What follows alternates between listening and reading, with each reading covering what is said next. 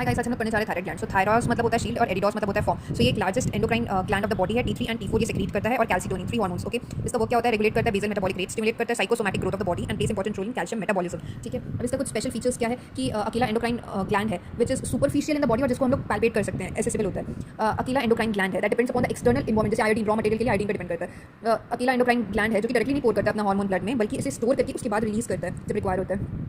And it is one of the organ of the body having very rich blood flow. Okay, अब इसका location देख लेते हैं हम लोग। तो हमें ये चार वर्टिब्रा याद करना, C5, C6, C7 और T1 में ये सिचुएटेड होता है। ठीक है, ये आप देख सकते हैं, ये थायराइड है, ये स्टेर्नोक्लीडोमास्टोइड कैसे इसको इसके साइड बाय साइड जा रहा है। ओके, और ये ट्रेकिया में होता है C5, C6, C7 and T1। अब आप इधर देख सकते हैं, ये वर्टिब्रल लेवल है and then this is the hyoid bone, ये थायराइड कार्टिलेज है। देन इसका these are the lateral lobes, ये इस्थमस है and this is the pyramidal lobe होता है। एंड ये पूरा जो थायराइड है ये connected to the hyoid bone by levator glandulae थायरॉइडी।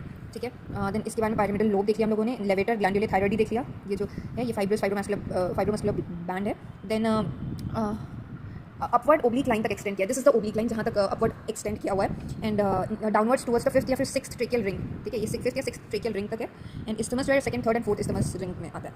ना इसका वेट डायमेंशन देख लेते हैं, वेट तो 25 ग्राम होता है एंड 5 × 3 × 2 सेंटीमीटर इसका पूरा ये होता है डायमेंशन। नाउ वुमेन में ये थायराइड ग्लैंड जो होता है वो बड़ा साइज का होता है और मेंस्ट्रुएशन और प्रेगनेंसी में थोड़ा इसका साइज और बढ़ जाता है। नाउ कैप्सूल बहुत इंपॉर्टेंट है थायराइड ग्लैंड का, तो 2 कैप्सूल होता है, अंदर वाला ट्रू कैप्सूल, बाहर वाला फॉल्स कैप्सूल। तो जो ट्रू कैप्सूल है, जो कि ये हम लोग यहाँ पे देख सकते हैं, जो ट्रू कैप्सूल है वो form by peripheral condensation of the fibrous stroma of the gland का ही फाइब्रस स्ट्रोमा का कंडेंसेशन से बना हुआ है। पर जो फॉल्स कैप्सूल है ना वो प्री ट्रेकियल फेशिया से बना हुआ है और ये पोस्टीरियर पीछे की तरफ थिन है और आगे की तरफ थिक है। ठीक है, ये हम लोग देख सकते हैं।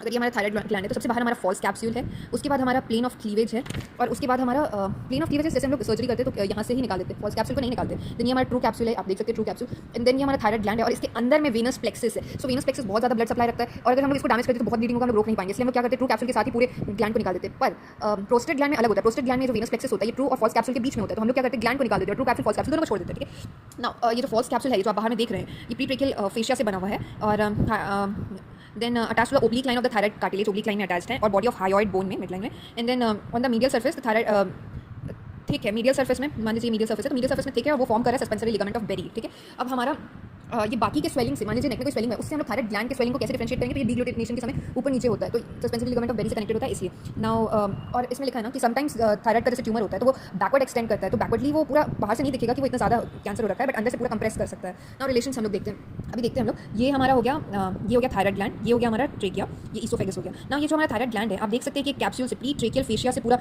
कनेक्टेड है, मतलब पूरा एनक्लोज्ड है, यही फॉल्स फेशिया है। आप ये भी देख सकते हैं कि पोस्टीरियरली बहुत थिन है इसलिए डॉटेड लाइन है और आगे में थिक होता है। अब थायराइड का बीच में इस्थमस होता है, नाउ उसका ये दोनों लेटरल लोब होता है। ठीक है, नाउ इसका ना एक एपेक्स होता है, ये जो ऊपर वाला पार्ट है उसको एपेक्स बोलते हैं, नीचे वाले पार्ट को बेस कहते हैं और इसका 3 सर्फेस होता है, ये मीडियल सर्फेस हो जाएगा,